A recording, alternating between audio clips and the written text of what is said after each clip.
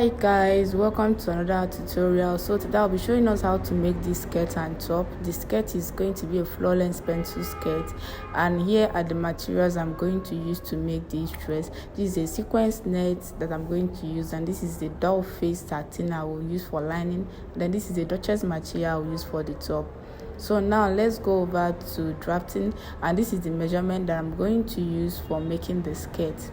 So now we're going to go ahead now to fold the interlining first. I'll be cutting this interlining first and then use it as a base for the main material. I folded this interlining using my hip measurement, my hip divided by 4 plus 2 inches for sewing allowance. That is what I folded to avoid using excess material.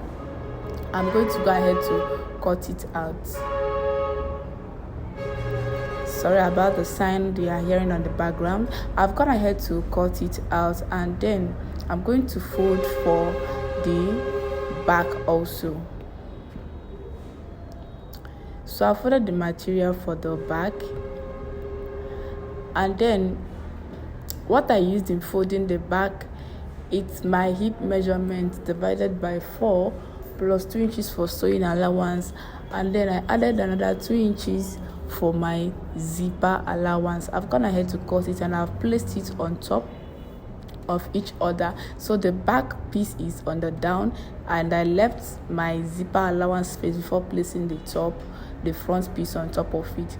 So now I'm going to mark the length of this interlining. This interlining is going to be shorter than the main fabric, so I used 42 inches for my interlining, and then I'm adding extra 2 inches for hemming the interlining. I don't want to weave it, so I added 2 inches for hemming it. Remember, the full length of this skirt is going to be 50 inches. Now I'm going to cut out the length.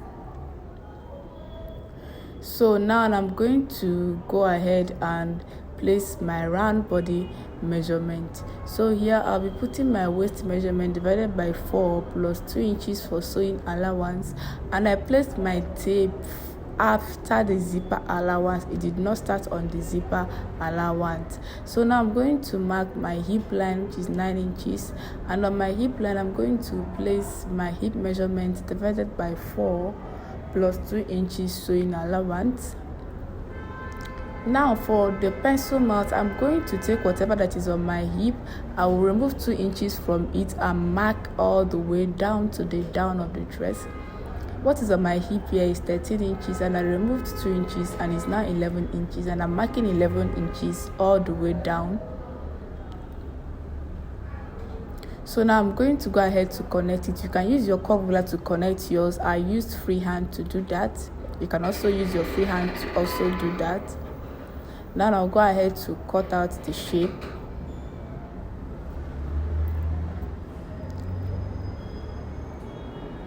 So I've gone ahead now to cut out the shape. The next thing I'm going to do is to open the back piece.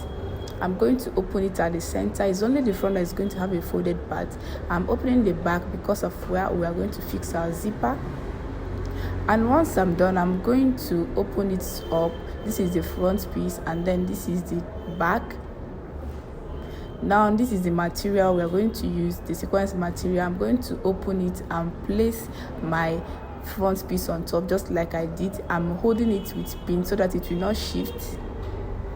You can go ahead and open your own wide like this and then place the interline on top to cut it out. So I'm just cutting out the sides. I just added like 1/2 inch allowance while cutting the side, because you know how all this stretch material used to do. So to avoid stories, if there is an excess, I'll cut it out after sewing. So now I'm putting the length of the main skirt. Remember, the interlining stopped at 44 inches. The length of the main skirt is 50 inches, and I added another 2 inches for hemming the main skirt. It is now 52, so I'm going ahead to cut it. I've gone ahead to cut it, and I will do the same thing I did for the back piece and show us. So the back piece, I've gone ahead to do that, and here is the back piece for the main material also. So this is the back.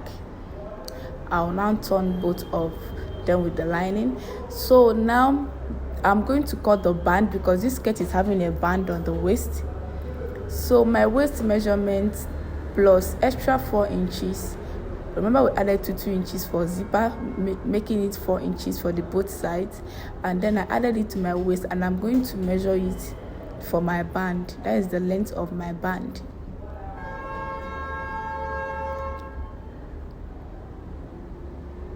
So I'm marking the length, and you can see that the length of this material is not enough for my round waist measurement. So I'm going to cut another material and add to it. So now I'm going to measure the width of my band. I'm using 2 inches band width. You can use more than, you can use 2.5, you can use 3, but I want 2 inches, and I'll be adding half inch to the 2 inches for sewing, that is joining the band to the skirt. So I'm marking it around 2.5 inch around. I've gone ahead to cut it out here, and remember my material is lacking some inches, so I'm going to fold an extra material to make up the band. So I was lacking like up to 3 inches.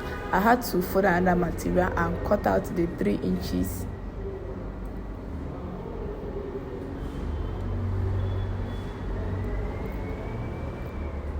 And then the 2.5, you can see I'll go ahead to stitch them together when I'll be sewing. So now my full length of band is complete.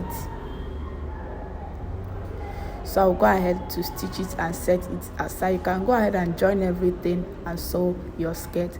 Now moving over to the top of this dress.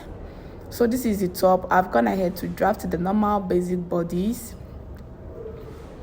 my neckline, my shoulder slope, my armhole, my bust measurement, my under bust, waist, and my hip measurement. I've gone ahead to place all my round body measurements, so you do your own. But before I did that, I gave space of 5 inches before I started putting my body measurement. As you can see, I added 5 inches for my wrap. I'm going to write it now so it will not confuse us. It's going to be 5 inches. I used 5 inches. You can use any inches you want. So that is going to be for my wrap. Now I'm going to place my sleeve length because it's a cut together sleeve. I'm going to add my sleeve length. So my long sleeve length is 24, and then from my shoulder, where my shoulder stopped, I'm going to add the 24 inches, which is my sleeve length. I'll mark it, and then from that point where the sleeve length stops, I'm going to come down by 1 inch for shoulder slope, and then I'm going to connect it to the line.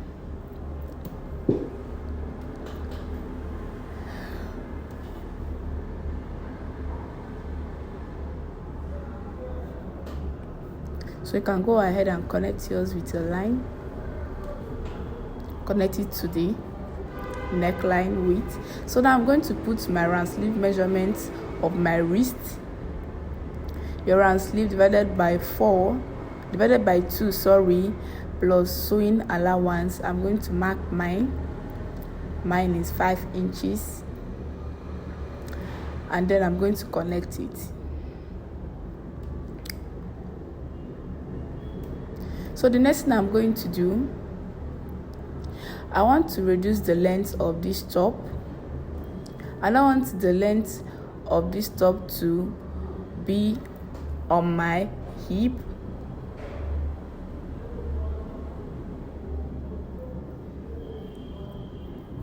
So I reduce the length of the top by coming up by 4 inches. 4 inches on my hip line. So that is where the length of my top is going to stop. So it depends on where you want your length to be. Your own can be lesser or more than, or be on the hip. So now I'm going to make a curve to that place where my length of top is going to stop. So just watch what I'm going to do.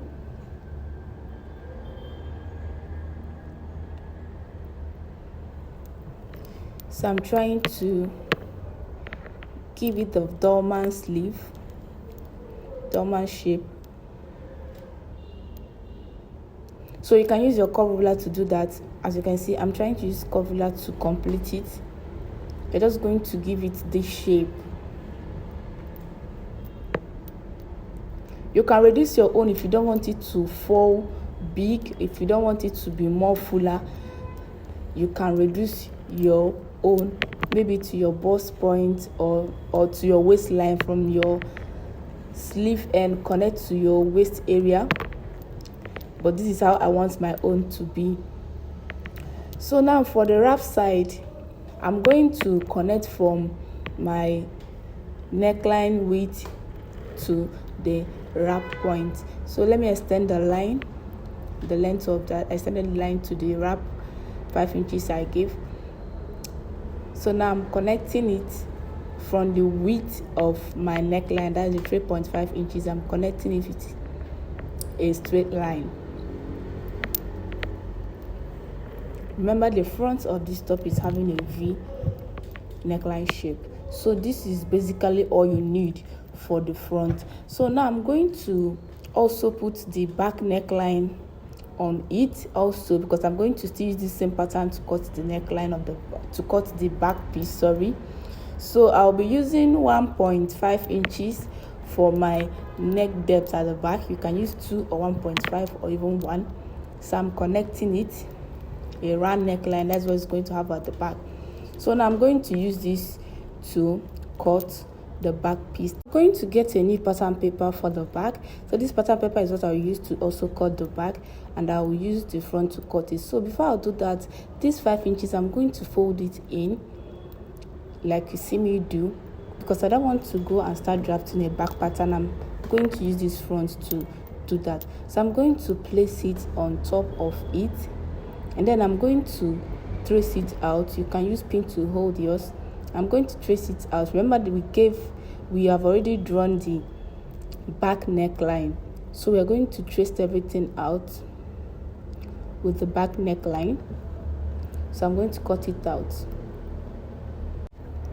So I've gone ahead to cut it out. As you can see, this is the back piece and it's ready, and then I'm going to set it aside. So this is the front piece. I've opened up the 5 inches. Now I'm going to cut out our front shape.